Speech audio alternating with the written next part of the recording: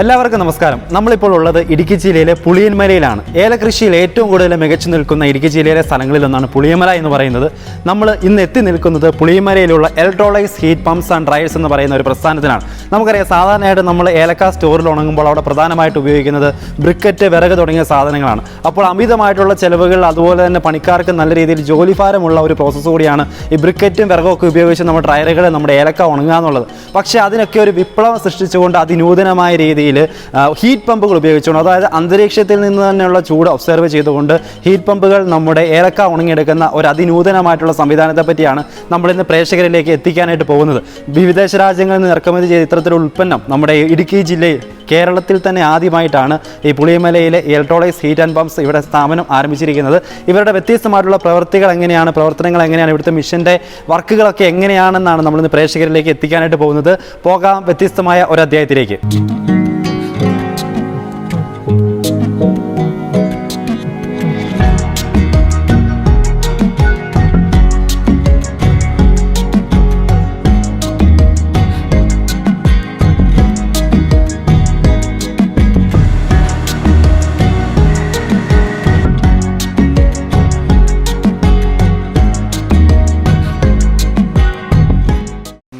ഏലത്തിൻ്റെ ഉണങ്ങുന്ന മെഷീൻ്റെ പുതിയൊരു സംവിധാനമാണല്ലോ നമ്മുടെ ഇവിടെ ഉള്ളത്, അല്ലേ? ഇതിൻ്റെ പ്രത്യേകതകളും ഇത് എവിടെയാണെന്നുള്ളതും അതിൻ്റെ കാര്യങ്ങൾ, ഇതും കൊണ്ട് കൃഷിക്കാർക്കുള്ള നേട്ടങ്ങളെല്ലാം ഒന്ന് പറയാമോ? ഇതിപ്പോൾ ഇതിൻ്റെ പ്രത്യേകത എന്ന് പറഞ്ഞു കഴിഞ്ഞാൽ, ഇപ്പോൾ നമ്മുടെ പരമ്പരാഗതമായിട്ടുള്ള ഡ്രയർ ഇതാണ് നമ്മുടെ മാർക്കറ്റിലുള്ളത്. ഒന്ന് വുഡ് ഫയറാണ്, തടി വിറക് ഉപയോഗിച്ചിട്ടുള്ള ഒരു ഡ്രയറാണ്. പിന്നെ ഉള്ളത് കോമണായിട്ട് ഉപയോഗിക്കുന്ന ബ്രിക്കറ്റാണ്. അപ്പോൾ അതിനെ വെച്ച് നമ്മളിപ്പോൾ ഇത് നമ്മൾ നോക്കുകയാണെങ്കിൽ, ഇത് ശരിക്കും പറഞ്ഞു കഴിഞ്ഞാൽ heat pump, dehydration heat pump എന്ന് പറയുന്ന ഒരു ടെക്നോളജി ഉപയോഗിച്ചിട്ടാണ് ഇവിടെ ഹീറ്റ് ജനറേറ്റ് ചെയ്യുന്നത്. അപ്പോൾ അതിനകത്ത് ഒരു മേജർ അഡ്വാൻറ്റേജ് എന്താണെന്ന് വെച്ച് കഴിഞ്ഞാൽ, ഒന്ന് അന്തരീക്ഷം തന്നെയാണ് ഒട്ടും തന്നെ ഇല്ല. 100% ഗ്രീൻ സോണിൽ വരുന്ന ഒരു പ്രോസസ്സിംഗ് ആണ് ഇവിടെ നടക്കുന്നത്. അപ്പോൾ ഇലക്ട്രിസിറ്റി ഉപയോഗിച്ചിട്ട് റെഫ്രിജറേഷൻ്റെ മീഡിയയിൽ കൂടി കംപ്രസർ ഉപയോഗിച്ച് ഹീറ്റ് ജനറേറ്റ് ചെയ്യും. അപ്പോൾ അന്തരീക്ഷത്തിലുള്ള ടെമ്പറേച്ചറിന്, അതായത് ഇപ്പോൾ ശരിക്കും പറഞ്ഞാൽ ഒരു 25% ഇലക്ട്രിക് ഇൻപുട്ട് കൊടുത്തിട്ട് 75% അന്തരീക്ഷത്തിൽ നിന്നും കൂടി എടുത്തിട്ടാണ് നമുക്ക് 100% ഹീറ്റ് ഔട്ട്പുട്ടായിട്ട് ഈ മെഷീൻ തരുന്നത്. അപ്പോൾ ആ ഒരു 75% നമുക്ക് ഇതിനകത്തെ ലാഭം, അല്ലെങ്കിൽ ഫ്രീ ഓഫ് കോസ്റ്റിൽ നമുക്ക് കിട്ടുന്ന എനർജി എന്ന് പറയുന്നത്. അപ്പോൾ അന്തരീക്ഷത്തിലുള്ള എനർജി അത് ഫ്രീ ആണ്. അപ്പോൾ ആ ഒരു ഊർജ്ജമാണ് ഈ മെഷീനിലൂടെ നമുക്ക് കൺവേർട്ട് ചെയ്ത് നമ്മുടെ ഡ്രയറിലേക്ക് കിട്ടുന്നത്. അപ്പോൾ ഇതും കൊണ്ട് നമുക്ക് ഈ ഏലക്ക മറ്റുള്ളതിൽ നിന്ന് വെച്ചുള്ള ലാഭം എന്താണ്? ഇപ്പോൾ ലാഭത്തിൻ്റെ പറഞ്ഞു കഴിഞ്ഞാൽ, ഇപ്പം നമ്മുടെ ഈ സിസ്റ്റം ഉപയോഗിച്ചിട്ടാണെങ്കിൽ നമുക്ക് 1 കിലോ ഏലക്ക ഉണങ്ങുന്നതിന് ഏതാണ്ട് ഒരു 2 രൂപ 80 പൈസ അല്ലെങ്കിൽ 3 രൂപയ്ക്ക് താഴെയുള്ള ഒരു ചിലവാണ് ഇലക്ട്രിക് കോസ്റ്റായിട്ട് നമുക്ക് വരുന്നത്. അത് എല്ലാം അതിൻ്റെ ബ്ലോവറിൻ്റെയും ഹീറ്റ് ജനറേറ്റ് ചെയ്യാനും എല്ലാത്തിനും കൂടെ വേണ്ടി വരുന്ന ഒരു കോസ്റ്റാണ്. ഈ പച്ച ഏലക്കായുടെ കാര്യമാണോ പറയുന്നത്? അതെ, നമ്മൾ ഇവിടെ എല്ലാം ആ ഒരു കണക്കിലാണ് എല്ലാവരും. 500 കിലോയുടെ സ്റ്റോർ അല്ലെങ്കിൽ 1000 കിലോയുടെ സ്റ്റോർ. ഇപ്പോൾ 500 കിലോയുടെ സ്റ്റോറിൽ 500 കിലോ പച്ചക്കായിട്ട് കഴിഞ്ഞാൽ, 500 കിലോ പച്ചക്കായിട്ടാൽ വാങ്ങാനാവുന്ന 1 കിലോ കാ ഉണങ്ങുന്നതിന് വേണ്ടുന്ന ചിലവ് എന്ന് പറയുന്നതാണ് നമ്മൾ ഈ പറയുന്നത്. 1 കിലോ 500 കിലോ എന്ന് പറയുമ്പോൾ 1500 രൂപ വരും, അല്ലേ? അതിൻ്റെ ഒരു ഇലക്ട്രിക് കൺസെപ്ഷൻ, അതായത് മാക്സിമം, അതായത് 2 രൂപ 60 പൈസ തൊട്ട് 3 രൂപ വരെ. അല്ല, 3 രൂപ കൂട്ടിക്കോ, എന്നാലും അത്രേ ആവുള്ളൂ. മാക്സിമം അതിനകത്താണ് നമ്മുടെ ഡ്രൈയിങ് കോസ്റ്റ് എന്ന് പറയുന്നത്. പിന്നെ ഇപ്പോൾ നമ്മളിപ്പോൾ ഒരു കൺവെൻഷണൽ ഡ്രൈവർ, ഒരു പരമ്പരാഗത ഡ്രൈവറിൽ നമുക്ക് എപ്പോഴും എന്താ പറയുക, ഒരു സ്കിൽഡ് ആയിട്ടുള്ള ഒരു എംപ്ലോയിയെ നമ്മൾ അവിടെ മെയിൻറ്റെയിൻ ചെയ്യേണ്ടതായിട്ട് വരുന്നുണ്ട്. സമയാസമയത്ത് മീൻസ് വിറകിട്ട് കൊടുക്കാനും അല്ലെങ്കിൽ അങ്ങനെയുള്ള ടെമ്പറേച്ചർ മാറ്റി കൊടുക്കാനും അങ്ങനെയൊക്കെയുള്ള ആവശ്യങ്ങൾക്കായിട്ട് നമ്മളൊരു സ്കിൽഡ് ആയിട്ടുള്ള ഒരാളിനെ നമ്മൾ മെയിൻറ്റെയിൻ ചെയ്യേണ്ടതായിട്ട് വരുന്നു. അപ്പോൾ ഈ ഒരു സിസ്റ്റത്തിൽ നമുക്ക് അങ്ങനെ അത്ര ഒരു സ്കിൽഡ് ആയിട്ടുള്ള ഒരു ലേബറിനെ നമ്മൾ മെയിൻറ്റെയിൻ ചെയ്യേണ്ടതായിട്ട് വരുന്നില്ല. കാരണം ഇത് വളരെ യൂസർ ഫ്രണ്ട്ലിയാണ്. നമ്മളൊരു കുറച്ചൊന്ന് പരിചയപ്പെട്ട് കഴിഞ്ഞാൽ മെഷീനുമായിട്ട്, ആദ്യമായിട്ടൊരു മെഷീൻ വെക്കുമ്പോൾ ഓഫ്കോഴ്സ് തീർച്ചയായിട്ടും ചെറിയ കൺഫ്യൂഷൻസ് ഉണ്ടാവും. അതിനുശേഷം അതൊന്ന് പരിചയപ്പെട്ട് കഴിഞ്ഞ് കഴിഞ്ഞാൽ വളരെ സിമ്പിളായിട്ട് തന്നെ നമുക്കിപ്പം ഇപ്പോൾ വൈകുന്നേരം നമ്മൾ കാൽ ഓടി ചെയ്ത് കഴിഞ്ഞാൽ അതിന് വേണ്ട ടെമ്പറേച്ചറും കാര്യങ്ങളെല്ലാം സെറ്റ് ചെയ്ത് കഴിഞ്ഞാൽ ഒരു 10-12 മണിക്കൂർ നേരം നമ്മൾ ഫ്രീ ആയി. പിന്നെ നമ്മൾ അതിൻ്റെ പുറകെ പോയി അവിടെ മറ്റതുപോലെ നമ്മൾ അതിൻ്റെ ടെമ്പറേച്ചർ അഡ്ജസ്റ്റ് ചെയ്യാനായിട്ട് പോയി നിൽക്കേണ്ട ആവശ്യം വരുന്നു. ടെമ്പറേച്ചർ സെറ്റ് ചെയ്ത് കൊടുക്കുക. ഇപ്പോൾ ആദ്യത്തെ 4 മണിക്കൂർ നിങ്ങൾക്ക് എത്ര ഡിഗ്രി ടെമ്പറേച്ചറാണ് വേണ്ടത്, അത് കഴിഞ്ഞിട്ട് അടുത്ത 4 മണിക്കൂറിൽ എത്ര ഡിഗ്രി ടെമ്പറേച്ചറാണ് വേണ്ടത്, ഇതെല്ലാം നമുക്ക് ആദ്യം തന്നെ സെറ്റ് ചെയ്ത് കൊടുക്കും. അപ്പോൾ ആ സെറ്റ് ചെയ്ത് കഴിഞ്ഞിട്ട് നമുക്ക് നമ്മുടെ അത് സാധാരണഗതിക്കപ്പോൾ അങ്ങനെ വരുമ്പോൾ ഉണ്ടാകുന്നൊരു ഇഷ്യൂ എന്താണെന്ന് വെച്ച് കഴിഞ്ഞാൽ കറണ്ട് പോയി കഴിഞ്ഞാൽ എന്ത് സംഭവിക്കും? അപ്പോൾ ഓട്ടോമാറ്റിക്കായിട്ട് ഓണാകുന്ന ജനറേറ്റർ വേണം ഈ ഒരു സിസ്റ്റം. എന്നാൽ മാത്രമേ ഇത് ഈ പറഞ്ഞ ഒരു ഫുള്ളി ഓട്ടോമാറ്റിക് എന്ന് പറയുന്ന രീതിയിൽ ഇത് ഫങ്ഷൻ ചെയ്തിട്ടുള്ളൂ. ഇത് നമുക്ക് ഒരു ഉണങ്ങിയെടുക്കാനേ ഒരു 500 കിലോ കായ ഉണങ്ങിയെടുക്കാൻ സമയം എന്തെങ്കിലും വേണ്ടി വരും? 500 കിലോ കാ ഉണങ്ങിയെടുക്കാൻ ഏതാണ്ട് ഒരു 18 തൊട്ട് 20 മണിക്കൂർ 20 മണിക്കൂറും തന്നെ കൺസിഡർ ചെയ്തോളൂ. കാരണം എന്താണെന്ന് വെച്ച് കഴിഞ്ഞാൽ നമ്മളതിനകത്ത് ഈ പറയുന്ന രീതിയിൽ വലിയ അതായത് ടെമ്പറേച്ചർ നമുക്ക് കൂട്ടിക്കൊടുക്കുകയാണെങ്കിൽ പെട്ടെന്ന് ഉണങ്ങിയെടുക്കും. പക്ഷേ അപ്പോൾ നമ്മുടെ കായുടെ ക്വാളിറ്റി ഏലക്ക ഉണങ്ങുന്നതിന് വേണ്ട ഒരു ടൈം ഉണ്ട്. ആ ടൈം നമ്മളിവിടെ കൺസിഡർ ചെയ്തേ പറ്റുള്ളൂ. പക്ഷേ ഈ മെഷീൻ ചെയ്യാൻ പറ്റുന്നത് എന്താണെന്ന് വെച്ച് കഴിഞ്ഞാൽ റിക്വയർഡ് ടെമ്പറേച്ചർ ജനറേറ്റ് ചെയ്ത് വരാൻ പറ്റുക എന്ന് പറയുന്ന ഒരു കാര്യം മാത്രം. അത് കൺട്രോൾഡ് ടെമ്പറേച്ചർ ചെയ്ത് വരാൻ പറ്റും. അപ്പോൾ ഉണങ്ങുന്ന പ്രോസസ്സ് എന്ന് പറയുന്നത് അത് ശരിക്കും പറഞ്ഞു കഴിഞ്ഞാൽ നമ്മളുടെ പരമ്പരാഗതമായിട്ട് നമുക്ക് എത്ര മണിക്കൂർ കൊണ്ടാണ് ഉണങ്ങി വരേണ്ടത് നോർമലായിട്ട് അത്രയും മണിക്കൂർ കൊണ്ട് തന്നെ ഉണങ്ങിയാൽ മാത്രമേ കായുടെ ക്വാളിറ്റി മെയിൻറ്റെയിൻ ചെയ്യാൻ പറ്റുള്ളൂ. അപ്പോൾ അതിനകത്ത് നമ്മൾ വലിയ ലാഭം ഉണ്ടാക്കാൻ പോകുന്നതിനകത്ത് കാര്യം ഈ 500 കിലോ 20 മണിക്കൂർ കൊണ്ട് ഉണങ്ങുമ്പോൾ ഉണ്ടാകുന്ന കോസ്റ്റാണ് ഞാൻ പറഞ്ഞത് 80 പൈസ. പിന്നെ അതങ്ങനെ പിന്നെ വേറൊരു ഇതിൻ്റെ അകത്ത് നമ്മൾ കഴിഞ്ഞ ദിവസം അതിൻ്റെ അകത്ത് കണ്ടെടുത്ത് അവർ പറഞ്ഞു ഈ കായ കരിയോ അങ്ങനെയുള്ള പ്രശ്നങ്ങളൊന്നും ഇല്ലെന്നൊക്കെ. അല്ല, അത് ഈ കാ കഴിയുന്ന പോലുള്ള പ്രശ്നങ്ങൾ ഉണ്ടാകുന്ന എപ്പോഴാണെന്ന് ചോദിച്ചു കഴിഞ്ഞാൽ ടെമ്പറേച്ചർ കൺട്രോൾഡ് ആവാതെ വരുമ്പോഴോ അല്ലെങ്കിൽ എന്താ പറയുന്നത് കായൽ വെള്ളം പറ്റി തീരുന്നതിന് മുന്നേ കൂടുതലായിട്ട് ടെമ്പറേച്ചർ ചെല്ലുകയോ ഒക്കെ ചെയ്യുന്ന സാഹചര്യങ്ങളിലാണ് അങ്ങനെയൊക്കെ ഉണ്ടാകുന്നത്. അപ്പോൾ ഇതിനകത്ത് നമുക്ക് കുറച്ചും കൂടെ അതായത് മറ്റ് ഡ്രൈവറുകളെ അപേക്ഷിച്ച് കുറച്ചുകൂടെ ടെമ്പറേച്ചർ കൺട്രോളിങ് സംവിധാനം കുറച്ചുകൂടെ ഓട്ടോമാറ്റിക് ആയതുകൊണ്ട് തന്നെ അങ്ങനെ ഒരു ചാൻസ് ഇല്ല. ആയതിപ്പോൾ നമ്മളൊന്ന് ഉറങ്ങിപ്പോയി അല്ലെങ്കിൽ ഇപ്പം മറ്റേ ഡ്രയറിൻ്റെ ഇപ്പോൾ സാധാരണ ഡ്രയറിൻ്റെ ഒരു ബുദ്ധിമുട്ട് എന്താണെന്ന് വെച്ച് കഴിഞ്ഞാൽ ഈ ഡ്രയർ ടൈം പീസ് വെച്ച് അത് നോക്കിക്കൊണ്ടിരിക്കണം. ഇതിനകത്ത് അങ്ങനെ ഒരു പ്രശ്നം വരുന്നില്ല. അതുകൊണ്ട് തന്നെ ഇതിന് അങ്ങനെ ഒരു സാധ്യതയില്ല. ഇല്ല. അപ്പോൾ ഇത് ശരിക്കും പറയുകയാണെങ്കിൽ 3-4 കാര്യങ്ങൾ പ്രധാനപ്പെട്ടുണ്ടല്ലേ. ഒന്നാമതെന്ന് പറഞ്ഞാൽ ഇതിൻ്റെ ലേബർ ചാർജ് തീരെ കുറവാണ്. കമ്പയർ നമ്മൾ മറ്റൊരു ഡ്രൈവറിനെ അപേക്ഷിച്ച് നോക്കുകയാണെങ്കിൽ ഇത് ശരിക്കും പറഞ്ഞു കഴിഞ്ഞാൽ നമുക്കൊരു എന്താ പറയുക ഒരു മാൻ പവർ കൂടുതലായിട്ട് വേണ്ടി വരുന്നത് കാ കഴുകിയിടുമ്പോഴും കാ ഉണങ്ങിക്കഴിഞ്ഞ് പോളിഷ് ചെയ്യുന്ന ഒരു സമയത്ത് മാത്രം ആണ് ഒരു വലിയൊരു മാൻ പവറിൻ്റെ ആവശ്യം വരുന്നത്. അതല്ലെങ്കിൽ സാധാരണ ഗതിക്ക് പറഞ്ഞു കഴിഞ്ഞാൽ സ്ത്രീകൾക്ക് പോലും ഓപ്പറേറ്റ് ചെയ്യാൻ പറ്റുന്ന തരത്തിലുള്ള ഒരു സംവിധാനമാണ്. അപ്പോൾ അതൊരു അഡ്വാൻറ്റേജാണ്. പിന്നെ ഒരു അഡ്വാൻറ്റേജ് എന്ന് പറഞ്ഞാൽ അന്തരീക്ഷം വലിയ തന്നെ ഒട്ടുമില്ല.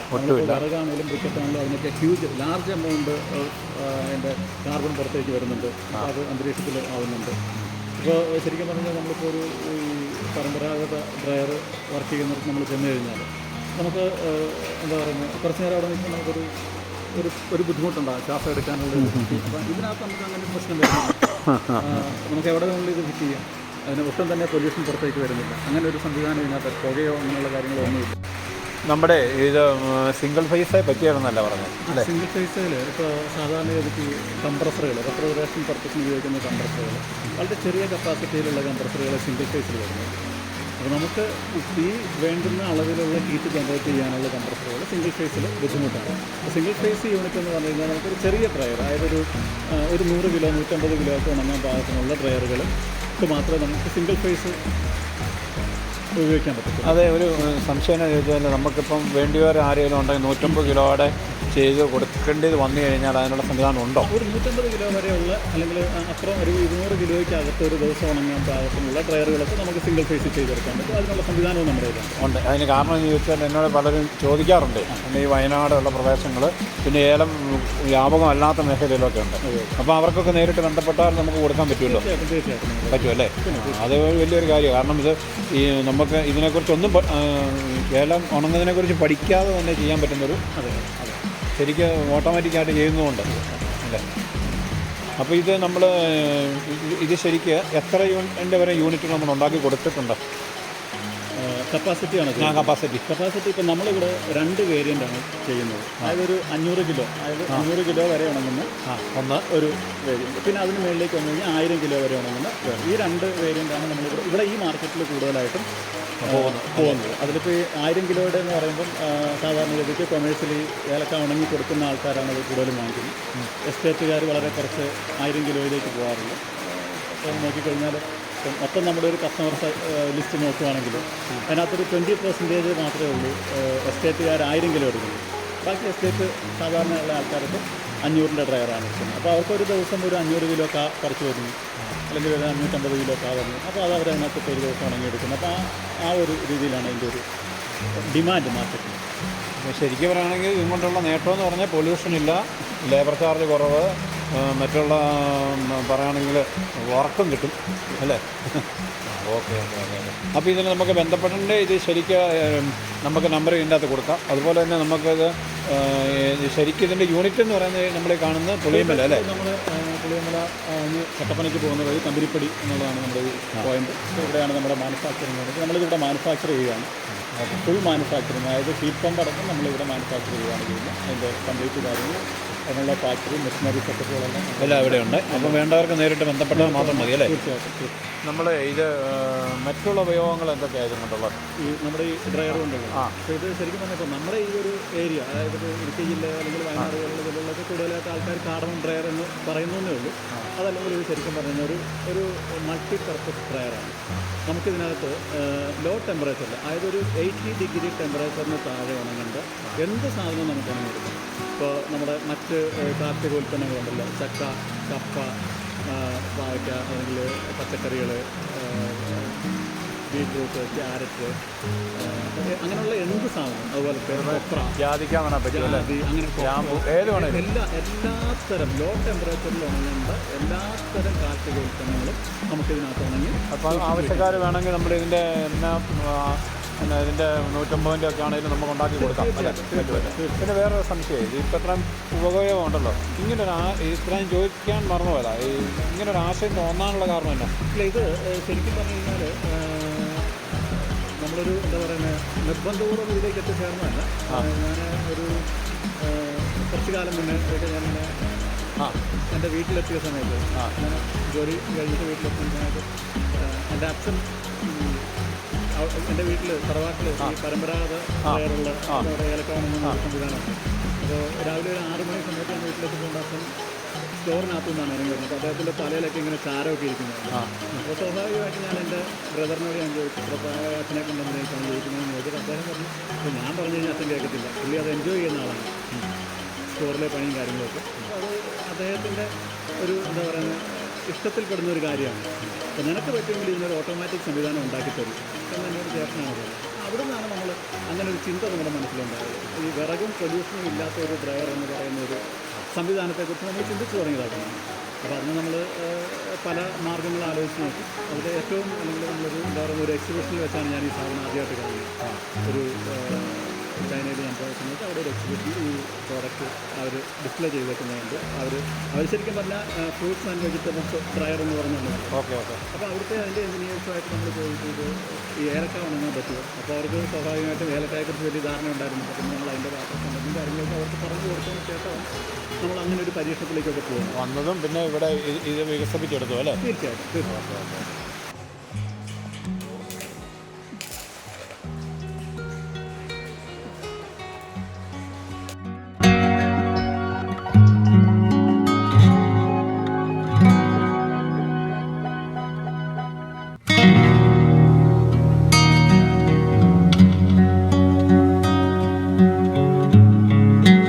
ഒന്ന് പരിചയപ്പെടുത്തിയാകാം.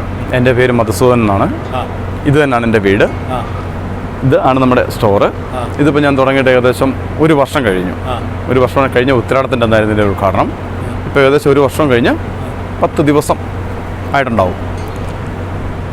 ഇനി അടുത്ത് ഇതിനെക്കുറിച്ച് പറയുകയാണെങ്കിൽ ഇത് ഇലക്ട്രിക്കൽ സ്റ്റോർ. ഇത് ഈ സംരംഭം ഇത് നാട്ടുകാർക്ക് വേണ്ടി അല്ലെ, നാട്ടുകാരുടെ കായെടുത്തടിക്കുന്ന ഈ ഇലക്ട്രിക്കൽ സ്റ്റോറുകൾ ഇഷ്ടംപോലെ ഇവിടെ പ്രദേശത്തുണ്ട്. പക്ഷെ എന്നാലും നാട്ടുകാരുടെ കായെടുത്ത് അടിക്കുന്ന ഒരു സ്റ്റോർ എന്ന് പറഞ്ഞാൽ ആദ്യമായിട്ട് തുടങ്ങിയതാണ്. ഇതാണ് ഈ സ്റ്റോർ തുടങ്ങിയത്. ഇതിൻ്റെ ഏറ്റവും പ്രത്യേകതകളൊന്ന് പറയാം. ഇതിൻ്റെ പ്രത്യേകതകളെന്ന് പറഞ്ഞാൽ, ഒന്ന് ഇതിൻ്റെ ഏറ്റവും പെർഫെക്ഷനായ കളർ.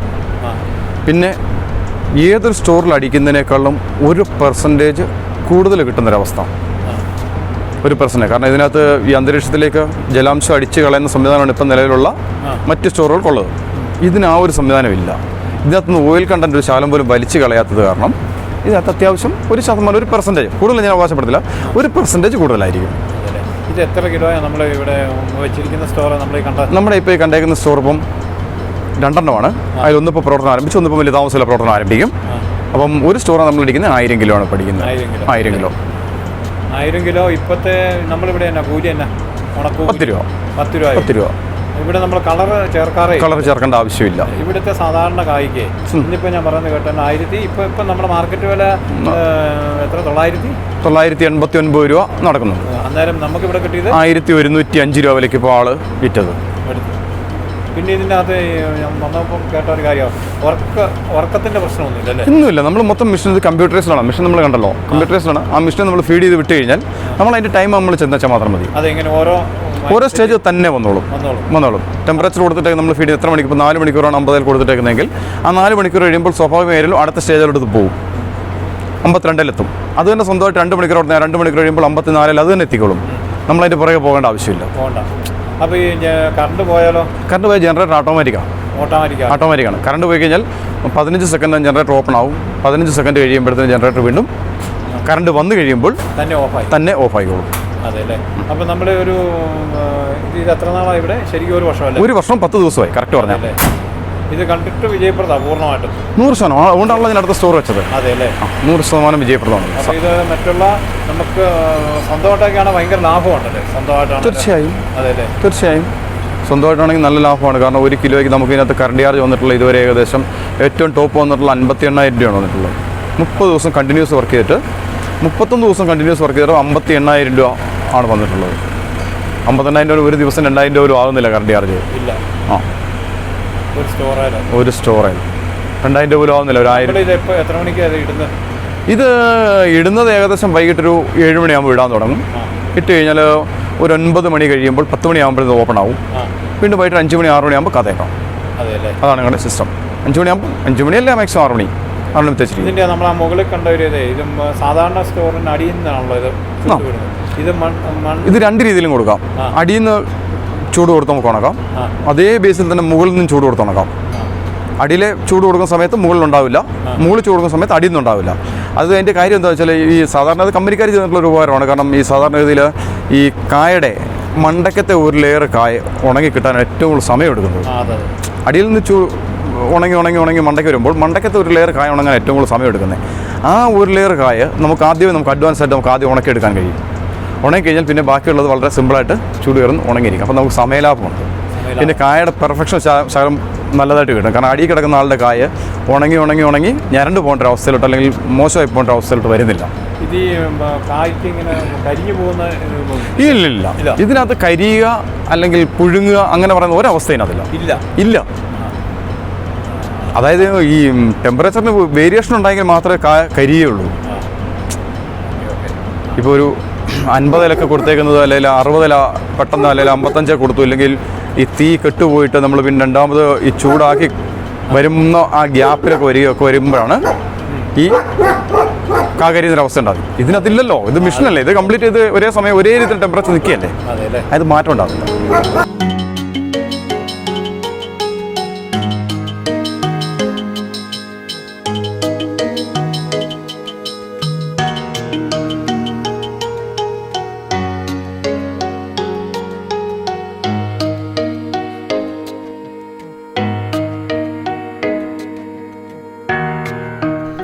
ഇത് നമ്മുടെ ഏലക്ക വാഷ് ചെയ്യുന്ന പ്രോസസ്സ് നടത്തുന്ന മെഷീനാണ്. അപ്പോൾ ഇതിനുള്ളിലാണ് നമ്മുടെ ഏലക്കാടെ വാഷിങ്ങും കാര്യങ്ങളൊക്കെ നടത്തുന്നത്.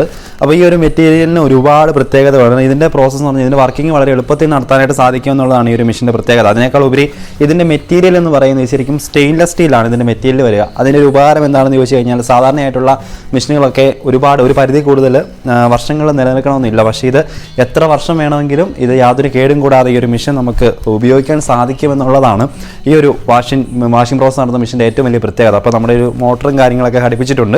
അപ്പോൾ ഇത് തന്നെയാണ് ഇതിൻ്റെ സ്റ്റാർട്ടും കാര്യങ്ങളൊക്കെ വരുന്നത്. നമ്മൾ ശരിക്കും ഒരു മോട്ടർ എങ്ങനെയാണ് പ്രവർത്തിപ്പിക്കുന്നത് ആ സെയിം രീതിയിലാണ് ഇത് പ്രവർത്തിപ്പിക്കുക. അപ്പോൾ ഇതിൻ്റെ ചെയിനും കാര്യങ്ങളൊക്കെ ഇതിൻ്റെ സൈഡിലുണ്ട്. അപ്പോൾ എന്താണെങ്കിലും ആ ഒരു വാഷിംഗ് പ്രൊസീജിയർ, ഇപ്പോൾ നമ്മുടെ മോട്ടർ എല്ലാ കാര്യങ്ങളും വളരെ കൃത്യമായിട്ട് ഈ ഒരു വാഷിംഗ് പ്രോസസ്സ് ഇതിലൂടെ നടത്തി ഇതിനുള്ളിൽ ഇതിൻ്റെ മെഷീനുള്ളിൽ ഏലക്ക കഴുകുന്ന പ്രോസസ്സ് നടത്തുന്ന യന്ത്രമൊക്കെ ഉണ്ട്. അപ്പോൾ എന്താണെങ്കിലും വളരെ നല്ല രീതിയിൽ ലാസ്റ്റ് ചെയ്യുന്ന തരത്തിലുള്ള ഒരു മെഷീനാണ് നമ്മുടെ ഈ ഒരു സ്റ്റെയിൻലെസ് സ്റ്റീലിൽ വന്നിരിക്കുന്ന ഈ ഒരു ഏലക്ക വാഷ് ചെയ്യുന്ന മെഷീൻ എന്ന് പറയുന്നത്.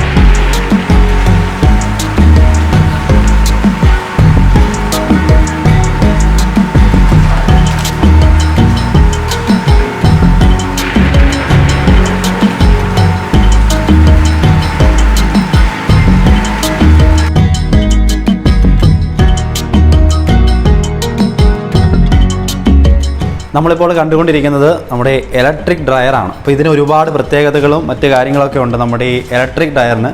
അപ്പോൾ ഇതിൻ്റെ പ്രോസസ്സ് എങ്ങനെയാണ്, ഇതിനു വേണ്ടി ഉപയോഗിച്ചിരിക്കുന്ന മെറ്റീരിയൽ എന്തൊക്കെയാണ്, ഇത് എങ്ങനെയാണ് ഫംഗ്ഷൻ ചെയ്യുന്നതൊക്കെ സാറ് നമുക്ക് വേണ്ടി പറഞ്ഞുതരും. ഇത് ശരിക്കും എന്താണ്, ഇതിൻ്റെ ഉള്ളിലും പുറത്തൊക്കെ പല രീതിയിലുള്ള മെറ്റീരിയൽസ് ആണുള്ളത്, എന്താണ് ഇതിൻ്റെ മെറ്റീരിയൽസും കാര്യങ്ങളൊക്കെ വരിക? ഇത് ശരിക്കും പറഞ്ഞു കഴിഞ്ഞാൽ ഇതിൻ്റെ അകത്ത് ഇൻസൈഡ് കംപ്ലീറ്റ് 304 ഗ്രേഡിലുള്ള സ്റ്റെയിൻലെസ് സ്റ്റീലാണ് നമ്മൾ ഉപയോഗിച്ചിരിക്കുന്നത്.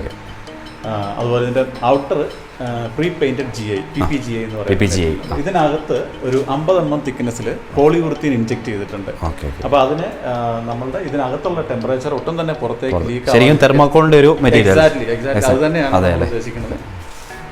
അപ്പോൾ അത് വരുമ്പോഴത്തേനും ചൂടൊട്ടും പുറത്ത് പോകാതെ ചൂടൊട്ടും തന്നെ പുറത്തേക്ക് പോകാതിരിക്കുക. മാക്സിമം എനർജി നമുക്ക് സേവ് ചെയ്തുകൊണ്ടുള്ള ഒരു പ്രോസസ്സാണ് നമ്മളിവിടെ ഉദ്ദേശിക്കുന്നത് അല്ലേ?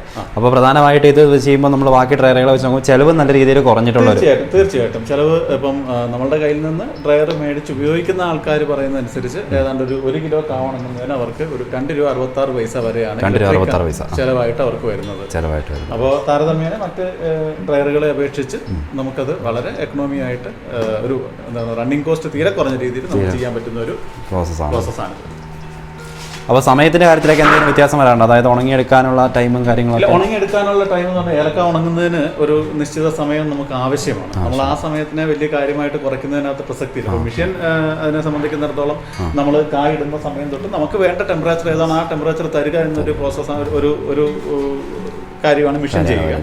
അപ്പോൾ അതിൽ നമുക്ക് നമ്മളുടെ എക്സ്പീരിയൻസ് അനുസരിച്ചാണ് ആ ഒരു ടൈമിൽ ഉണ്ടാകുന്ന ചെറിയ വേരിയേഷൻസ് ഒക്കെ നമുക്ക് ചെയ്തെടുക്കാൻ പറ്റുന്നതാണ്. അതല്ലെങ്കിൽ നോർമലി ഒരു ഏലക്ക ഉണങ്ങുന്നതിന് വേണ്ടുന്ന ഒരു സമയം അപ്പോൾ നമ്മുടെ ഒരു കൺവെൻഷൻ മെത്തേഡിലുള്ള ഒരു ഡ്രൈവിന് വേണ്ടുന്ന പോലെ തന്നെ ഉള്ളൊരു സമയം നമുക്ക് ഇതിനും ആവശ്യമാണ്. പിന്നെ ഇതിൻ്റെ ഏറ്റവും വലിയൊരു മെച്ചം എന്ന് പറയുന്നത് നമ്മൾ സാധാരണ നമ്മുടെ സ്റ്റോറൊക്കെ ഉള്ളവർ രാത്രി ഉറക്കളച്ച് അതിനുവേണ്ടി തന്നെ ഇരിക്കുന്ന ഒരു പ്രോസസ്സ് ഉണ്ടല്ലേ? അപ്പോൾ ഇവിടെ അങ്ങനെ ഒരു കാര്യം ഉണ്ടാവുന്നുണ്ടോ? ഇല്ല, ഇവിടെ അങ്ങനെ ഒരു ആവശ്യമില്ല. നമുക്കിപ്പോൾ ഈ ഏലക്ക ഉണങ്ങുന്നത് നമുക്കൊരു 10-16 മണിക്കൂർ അല്ലെങ്കിൽ ഒരു 18 മണിക്കൂറിൻ്റെ ഒരു ഡ്രൈയിങ് സൈക്കിൾ ആണെങ്കിൽ അതിൽ ഡിഫറെൻറ്റ് ടെമ്പറേച്ചറുകൾ കൊടുത്തിട്ടാണ് ഏലക്ക സാധാരണഗതിക്ക് ഉണങ്ങുന്നത്. അപ്പോൾ ഒരു സാധാരണ എല്ലാവരും തന്നെ സ്റ്റാർട്ടിങ് ഒരു 48 ഡിഗ്രി ടെമ്പറേച്ചറിൽ ഒരു 4 മണിക്കൂർ, അത് കഴിഞ്ഞിട്ട് പിന്നെ ഒരു 50 ഡിഗ്രി ടെമ്പറേച്ചറിൽ അടുത്തൊരു 2 മണിക്കൂർ, ഈ രീതിയിലാണ് ഏലക്ക ഉണങ്ങുന്നതിൻ്റെ ഒരു പ്രോസസ്സ് നടക്കുന്നത്.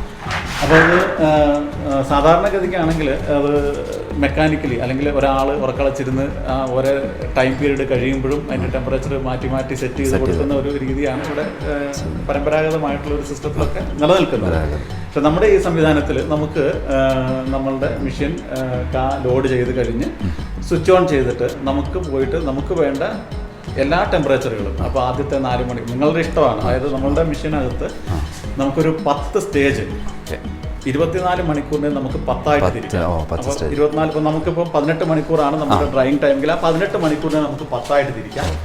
10ആയിട്ട് തിരിച്ചിട്ട് ഓരോ സ്റ്റേജിലും ഈ 10 സ്റ്റേജുകളിൽ ഓരോ സ്റ്റേജിലും നമുക്ക് ഏത് ടെമ്പറേച്ചർ വേണം എന്നുള്ളത് നമുക്ക് അവിടെ സെറ്റ് ചെയ്ത് കൊടുക്കാം. ഇപ്പോൾ 48 ഡിഗ്രി ടെമ്പറേച്ചറിൽ നമുക്ക് 4 മണിക്കൂർ ഓടണം, അതിനുശേഷം 50 ഡിഗ്രി ടെമ്പറേച്ചറിൽ അടുത്ത് 2 മണിക്കൂർ ഓടണം, അതിനുശേഷം അടുത്ത 52 ഡിഗ്രി ടെമ്പറേച്ചറിൽ അടുത്ത 2, ഇതെല്ലാം നമുക്ക് ആദ്യം തന്നെ സെറ്റ് ചെയ്ത് കൊടുത്ത് സ്വിച്ച് ഓൺ ചെയ്ത് കഴിഞ്ഞാൽ മെഷീൻ അതുപോലെ ആ ടൈം അനുസരിച്ച് അത് വർക്ക് ചെയ്തുകൊണ്ടേയിരിക്കും. നമ്മളാരും അതിൻ്റെ പുറകെ പോയി ഉറക്കളച്ചിരുന്ന് അതുകൊണ്ട് തന്നെ ഇതിന് വേണ്ടിയിട്ട് ഒരു സ്കിൽഡ് ലേബറിനെ നമുക്ക് മെയിൻറ്റെയിൻ ചെയ്യേണ്ട ആവശ്യം വരുന്നില്ല.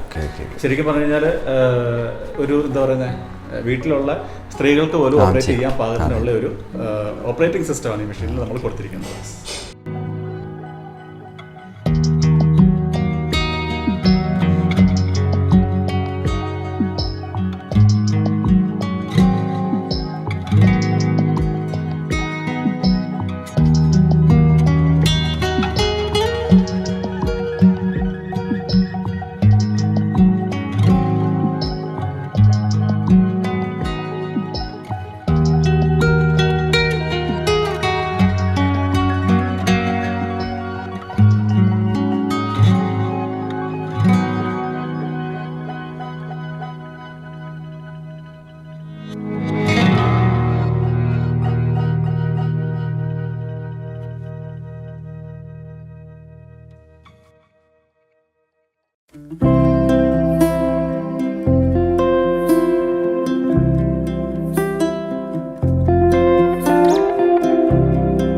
നമസ്കാരം. ആദ്യമേ ഒന്ന് പ്രേക്ഷകർക്ക് വേണ്ടി ഒന്ന് പരിചയപ്പെടുത്തുക. എൻ്റെ പേര് അമൽ. ഞാനിവിടുത്തെ എൻജിനീയർ പോസ്റ്റാണ്. അപ്പം അതുപോലെ തന്നെ മെഷീൻ ഓപ്പറേറ്ററും കാര്യങ്ങളും എല്ലാം ഞാൻ തന്നെയാണ് ഇപ്പം. പേര്? അമൽ. ആ, താമസം ഇവിടെ അടുത്ത് തന്നെയാണ്, ആമയാർ എന്ന് പറയും. അപ്പോൾ നമ്മൾ ഈ കാണുന്ന ഇതെന്ത് മെഷീൻ്റെ ഇതാണ്? ഇത് CNC പഞ്ചിങ് മെഷീനാണ്. ഇത് ഇറ്റാലിയൻ മെയ്ഡാണ്. ഇത് നമ്മൾ ഉപയോഗിക്കുന്നത് നമുക്ക് ആവശ്യാനുസരണം ഷേപ്പ് കട്ട് ചെയ്യാനാണ് നമ്മൾ ഈ മെഷീൻ ഉപയോഗിക്കുന്നത്. നമുക്ക് റൗണ്ടോ സ്ക്വയറോ അങ്ങനെ എന്ത് വേണമെങ്കിലും നമുക്ക് ഇതിൽ പഞ്ച് ചെയ്തെടുക്കാൻ പറ്റും. സെയിം ലേസർ മെഷീൻ്റെ അതേ പ്രോസസ്സ് തന്നെയാണ് ഇത് ഉപയോഗിക്കുന്നത്. ഇത് നമ്മുടെ ഡ്രോയിങ് ഇതിൻ്റെ അകത്തോട്ട് കൊടുത്തു കഴിഞ്ഞിട്ടുണ്ടെങ്കിൽ ഷീറ്റ് കയറ്റിയിട്ടാൽ ഇത് ഓട്ടോമാറ്റിക്കായിട്ട് ആ ഡ്രോയിങ് നമുക്ക് പഞ്ച് ചെയ്ത് തിരിച്ച് കിട്ടും. ഇത് എവിടുന്ന് കൊണ്ടുവന്നത്? ഇത് ഇറ്റാലിയൻ മെയ്ഡാണ്. ഇത് ദുബായിൽ നിന്നാണ് വന്നത്. അതെ.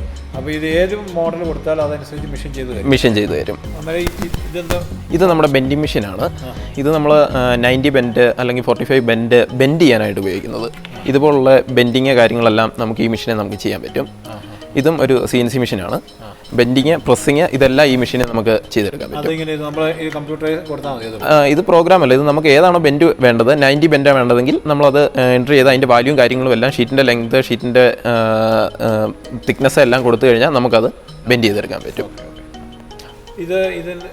അടുത്ത മെഷീൻ എന്ന് പറയുന്നത് കട്ടിങ് മെഷീനാണ്.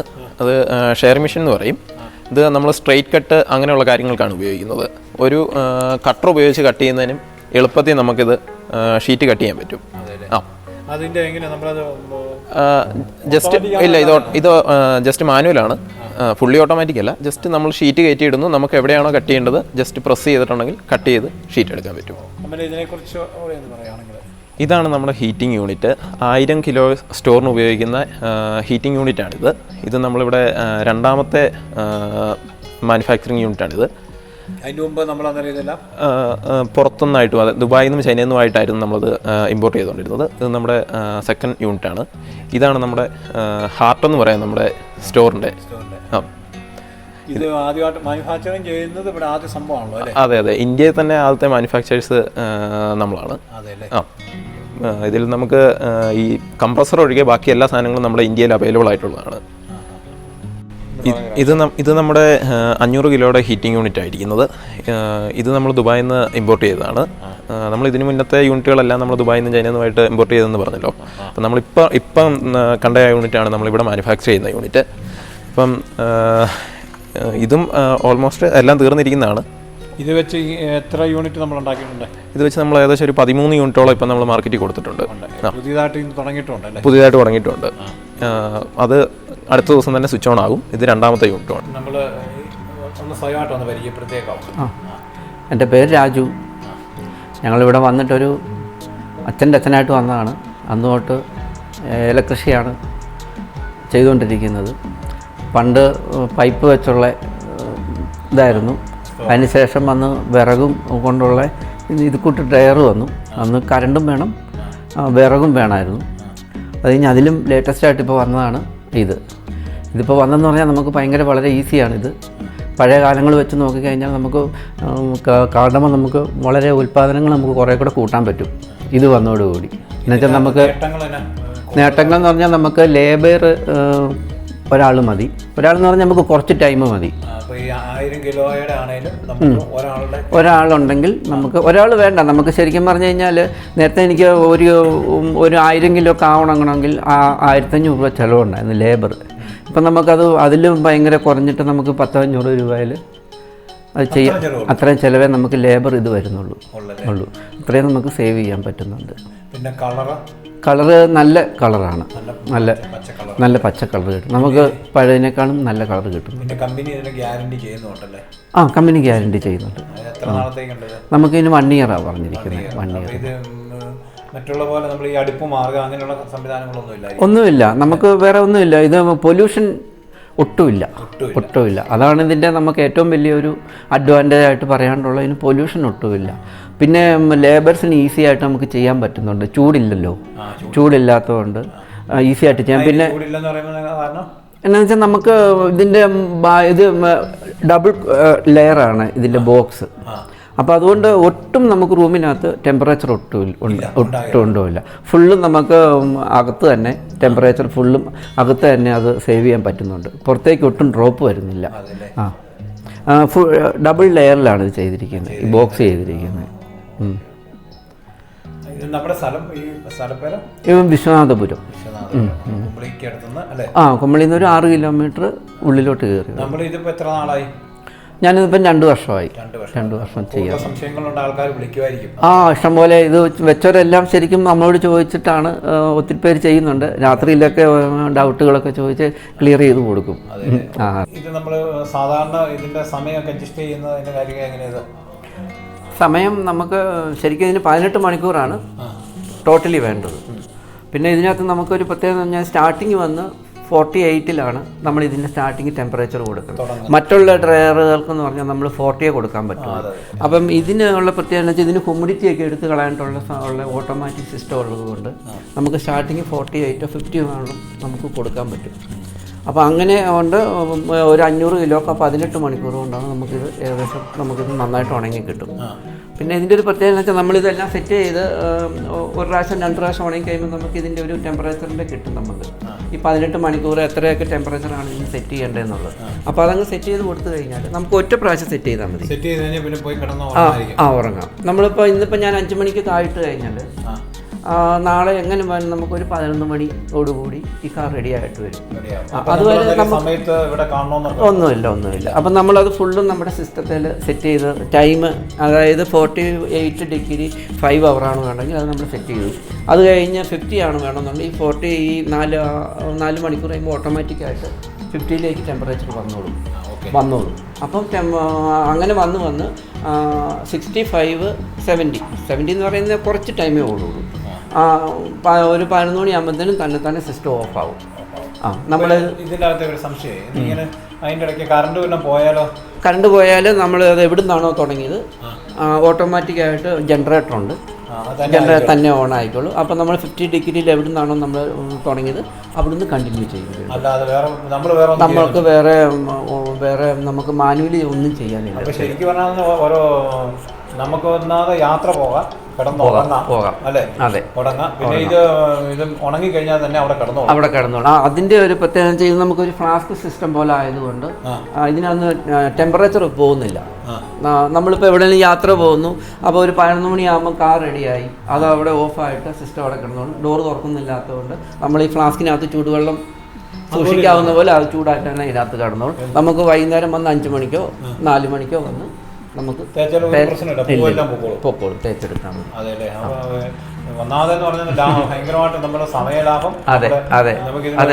ടെൻഷനില്ല. അതെ. പിന്നെ നമുക്ക് ഇതിനകത്ത് മെയിനായിട്ട് എന്നാ വെച്ചാൽ ഈ ടെമ്പറേച്ചർ കറക്റ്റ് കിട്ടുന്നതുകൊണ്ട് കായ്ക്ക് ഈ വേവൽ വരിക, കരിവ് വരിക, അങ്ങനെയൊക്കെയുള്ള പ്രോബ്ലം മറ്റേന് വരാം. ഇതിനങ്ങനെ ഒരു പ്രശ്നമേ വരത്തില്ല. കറക്റ്റ് ടെമ്പറേച്ചറിലാണ് ഇത് ഓടത്തുള്ളൂ. അപ്പം 50 ഡിഗ്രി ഇത്ര മണിക്കൂർ എന്ന് പറഞ്ഞാൽ 50 ഡിഗ്രി ഇത്ര മണിക്കൂർ ഓടുള്ളൂ. അത് കഴിയുമ്പോഴത്തേനും അടുത്ത 55ലേക്ക് അത് കഴിഞ്ഞേ വരുള്ളൂ. അതിന് മുമ്പ് 55 വരത്തില്ല. മറ്റേ ഡ്രയർ എന്ന് പറഞ്ഞു കഴിഞ്ഞാൽ ടെമ്പറേച്ചർ വേരിയേഷൻ ഉണ്ടാകും. അതനുസരിച്ച് അതിന് കളറ് ഫെയ്ഡാവാൻ വളരെ സാധ്യത കൂടുതലാണ്. ഇതിന് അങ്ങനെ ഒരു പ്രശ്നം വരുന്നില്ല. 100% നമുക്ക് ഗ്യാരണ്ടി പറയാം. എല്ലാം കൊണ്ടും നല്ല ഒരു കൃഷിക്കാർക്ക് അനുയോജ്യമായ രീതിയിലാണ് ഇത് ഡിസൈൻ ചെയ്തിരിക്കുന്നത്. ഞാനിപ്പോൾ 2 വർഷമായിട്ട് ഉപയോഗിക്കുന്നതായതുകൊണ്ട് നമ്മൾ വളരെ ഹാപ്പിയാണ് ഇത് വന്നതിന്. നമുക്ക് മനസ്സിലായി ഒരു സാധാരണ സ്റ്റോറിന് ഭയങ്കര ബഹളമായി.